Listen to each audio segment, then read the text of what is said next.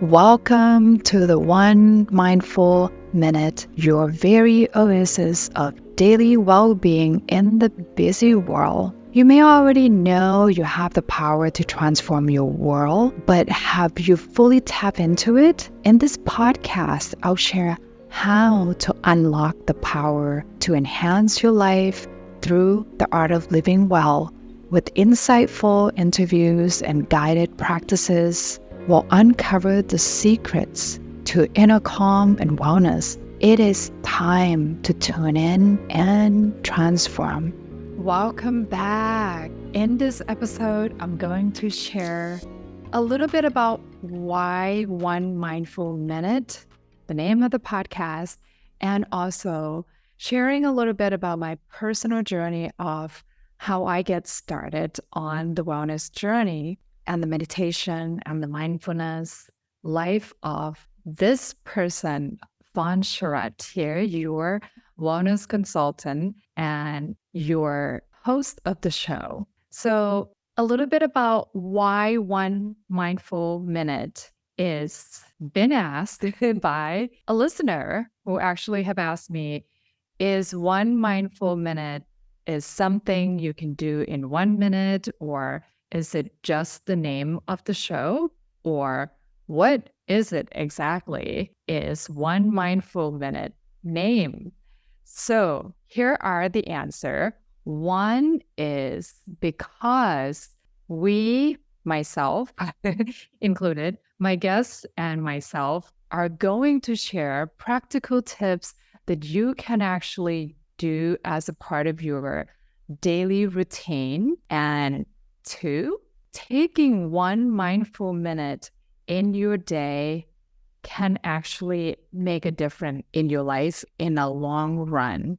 So that is why the show is One Mindful Minute. So there you have it. And I'll share a little bit of how I get started on the wellness journey in short, because it can be really long and I can talk about this all day and all night, which I don't know if you're ready to hear all of that just quite yet. But as per this episode, I'll share shortly of how exactly I get started. And if you are not someone who is already seasoned on this path of wellness or well-being, you might be wondering, how can you get started? And I'll tell you in this episode here. So how I got started is that I was born and raised in Thailand, and my family happened to be Buddhist. So being raised in Thailand and in a Buddhist family really helped shortcut a lot of things for me on this wellness journey. I would wake up in the morning with my grandmother, waking up at 4 a.m. and meditate. And sometimes she'll do walking meditation, and sometimes she'll do candle gazing meditation, and sometimes she'll just sit in lotus pose, cross-legged, with her eyes closed and meditate at 4 a.m. And when I stay with her, you kind of have to wake up because someone is turning the lights on in the room or making noises, or I'm a light sleeper. I'm super light in sleeping. So if someone is like turning on the light, making a little bit of noise, I immediately wake up. And it's really hard to fall back asleep when you being disrupted by something in the middle of your sleep. So sometimes you get up and then you do it with her, or I would get up and I would do it. I will practice the meditation with her during those hours in the morning before having to go on with my day and go to school and all that. So that is the home practice that I was introduced to as a kid, as a very young age, and also in a different environment in school. My parents have moved quite often when I was growing up. So I call that part of myself a little bit of a gypsy life, which my parents keep moving from place to place. And therefore, I have attended at least 4 different elementary schools. So a couple of them have meditation and mindfulness program as a part of the school activity that the whole school will have to do it together. It's mandatory.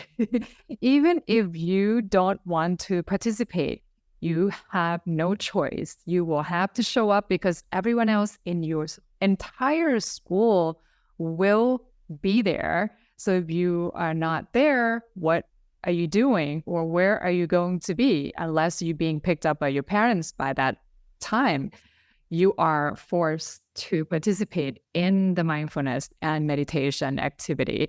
So sometimes the school will take you on a field trip to the temple and pick up some trash or help plant the trees or clean the garden, water the garden at the temple, something like that. And then always end with a Dharma talk or meditation of some sort. Or if we're not going anywhere, they will be inviting the monks, the Buddhist monk from the temple to come to the school to lead our chanting, to do meditation, lead a meditation session. And that usually happens at least once a week, if not more. Meaning if there's Buddhist holidays, then we'll get extra that week. We'll get the extra chanting, extra meditation as a part of the activity. So it has been really helpful in my personal life to have those tools. And obviously, I remember those memories because they were good memories. And I'm talking about them now because it's not because we're doing the podcast, so I'm talking about those experiences. I usually share this experience before I'm starting this podcast as well. So there were good memory, and they were actually the tools that I tap into on a daily basis, the meditation and the mindfulness practice to help me navigate through my day, my week, and my month and my year and my life, basically. So those are just some experience shortly that I can share here is from home and from school. Those are how I got started. And for those of you who are not familiar with the meditation or mindfulness practice because you weren't raised in a Buddhist family like myself, you can simply get started by just picking up one or two tips from the show here, maybe in this episode, maybe in different episodes that I have to offer on air here, and just incorporate that into your day, into your daily routine.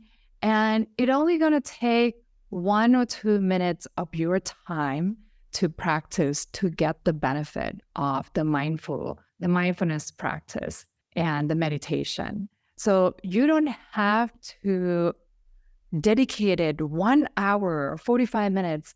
I actually have had some participants in the past that have asked me, do I have to sit, long in order to get the result? No, I can tell you right now from the experience that you do not have to commit to 1 hour or 30 minutes of your time to do in one sitting of mindfulness or meditation practice. Even if you just take 1 minute to stay still and be present in your own body, you can get the benefit from it instantly. It will bring an instant calm to your mind, to your body. It will help you lower your blood pressure, help you instantly de-stress. And now the level of concentration actually helps a lot. So if you just sit still and you pass the first 1 minute or the first minute or two, and you already not able to concentrate, and that's totally fine. You are just a normal human being. And if you can't concentrate, if you can't stay still with your thought, don't judge yourself and just come back. Simply just come back to whatever you choose to focus on, whether it is your breath, or maybe you focus on your third eye center, or maybe you focus on your heart center, whatever it is. your drishti or your focus point that you choose to focus on can bring you back to the present moment.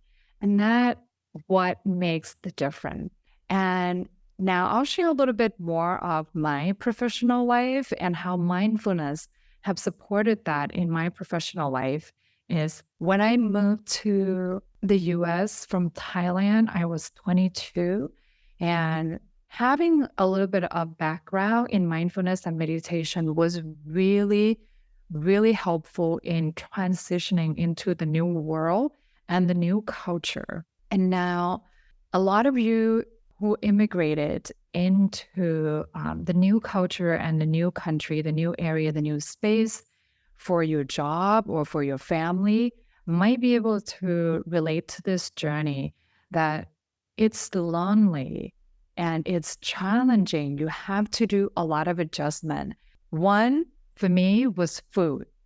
Food was such a big adjustment for me. I love Thai food. I don't know about you. We all have our own preferences, right? I miss my Thai food so much when I first moved here. The first year was so difficult for me. And having practiced mindfulness and meditation actually helped me transition into be open to try something new, try some new food, new dishes, or cooking up something for myself that I probably would not do if I were still living in Thailand, which is, self-growth, right? And this practice of meditation and mindfulness have actually been my go-to keys at looking at things in a different culture, instead of being culture shocked and get withdrawn or wanting to go home, which all of those I have experienced, and I did want to go home, and I did want to just not socialize, not go out or try to make new friends. It was just at that point of life. But because of the practice, I was able to get out of that feeling. I was able to just shifting and changing my perspective of like, you know what? Life can be really fun. And this is a part of the adventure that my life have come to. I made the choice to move here. I had the choice to move here, and I this is what I chose for myself. So that's what I have come into the conclusion after reflecting on my own feelings, my own emotion, which is key. You have to recognize your feelings and your emotions and your mindset and your belief system. When you come into a new space as an immigrant, you will, or even starting a new job, you go into a new space, you're meeting new people, you have no idea what their backgrounds will be like, and you just have to make an adjustment. It is literally the same thing as moving to a new country, except you're still speaking the same language, right? But in my case, I had to learn English, I had to improve on the English part, and transitioning into not just thinking the word in the native language and interpreting it into English before I can communicate effectively, which I'm still doing on this podcast too. Sometimes I'm thinking and I'm processing my thought. What word can I use? What can I say that's going to be the most effective in this communication? So thank you for your patience, listening in, and being understanding of this journey of mine and wanting to share my knowledge of mindfulness and meditation and the wellness in general, basically, and tuning into this podcast. I really appreciate your willingness to be open to what I have to say and what I have to share, and the knowledge that I've been accumulating and sharing with you here on this podcast. And I was going to talk a little bit more about my professional side, and I got sidetracked a little bit on the immigration part. So professional transition for me is that when I first started on this journey, I worked for someone. I work at a spa. And I've been on this journey of wellness for the last 18 years. And I started out just like anyone in the right mind would probably do, is to go work for someone, to gain the experience, to learn the rope of what is this industry is all about and what I can do to grow in this, or even would I like this? Would this be something that I would stick around for how long? Who knows? You don't know until you get into it, right? So you go work for someone. And I got inspired after working with clients for quite a few years to start my own practice. And so I can actually dedicate my time to my clients, and I can really be 100% helping my client and not rushing, because when you work for someone, you are scheduled back-to-back sessions and you have to keep moving. You have to keep moving constantly because we are tight in time, because we're sharing the space with other therapists and they will come in after your shift. So, et cetera, et cetera. So I decided if I have my own practice, I can actually include my own little ideas of the experience that I have had with clients, and I can include that into the personal session that I could offer in my private practice. And that's how I started my private practice. And from there, not only I take one-on-one clients at the spa, at my private practice, I also branch out and start teaching yoga. I start teaching meditation, mindfulness practice, and meditation outside of the spa, obviously, because you can't do that in a group setting at the spa. So I branch out into a group setting, into the studio, into the clinic. I do have a little bit of experience working with eating disorder clinic, which have been really, really helpful in my personal self-growth and my professional growth as well. Because when you are in a different setting, in a different environment, you are also with different group of people have a lot to share with you from their own personal journey of this thing called life, right? So you get to learn. You're not only just there, or I wasn't just there to teach. I was also there to learn from other people and their journey and what they're going through.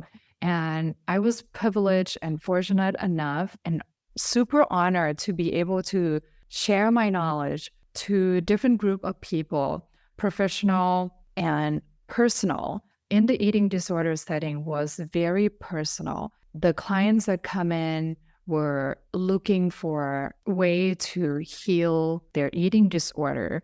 So I get to be a part of their personal journey, while in a different setting, in the studio, where I have different group of clients who are more professional and not super, not everyone will share personal journey of why they show up on the mat or why they show up on the cushion. And yet what I have been hearing was why they come to class is because they want to de-stress.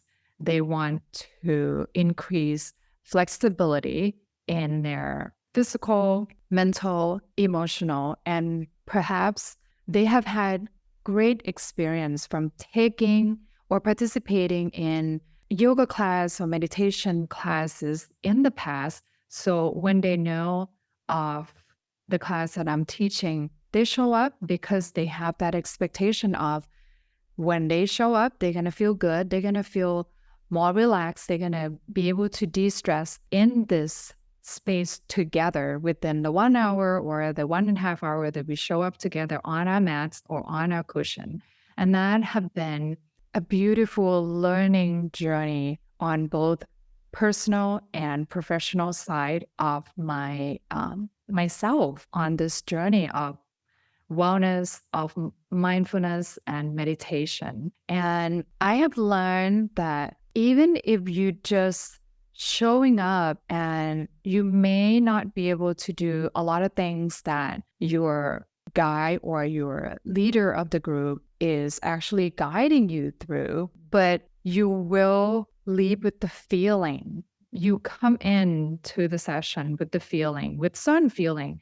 And most of the time you leave with different feeling from when you walked into the session, when you step onto the mat or sitting down on the cushion.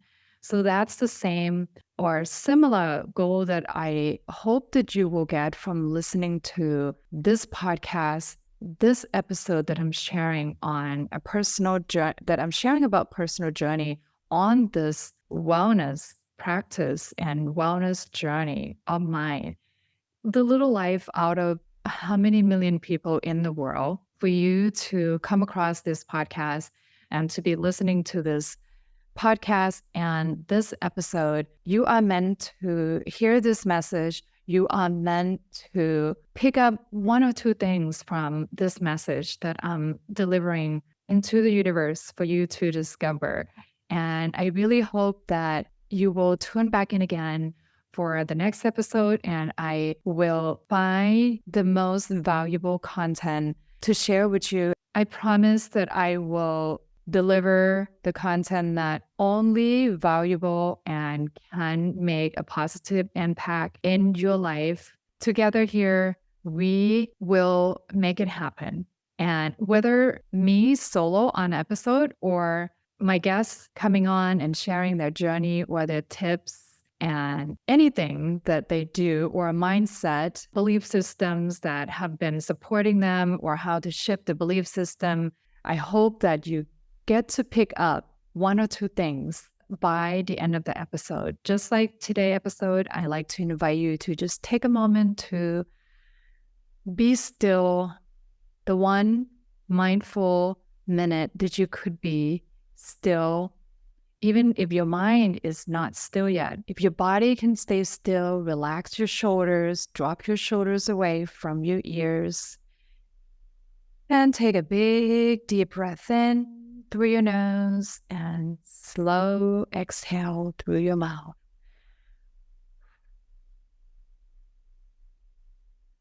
Even if you can just do the one thing here during the time you spend on this podcast, you will notice that you will feel a little more relaxed instantly. I hope you keep this going, and I look forward to seeing you again on the next episode. I hope you've enjoyed this episode and inspired to take the next step in your wellness journey to building more resilient and effective days at home and at work. I want to invite you to get in touch with me to learn more about the customized wellness programs that could benefit your team, your organization, whether it be retreats, workshops, 21-day meditation challenge, you name it. Let us collaborate to supercharge your well-being today.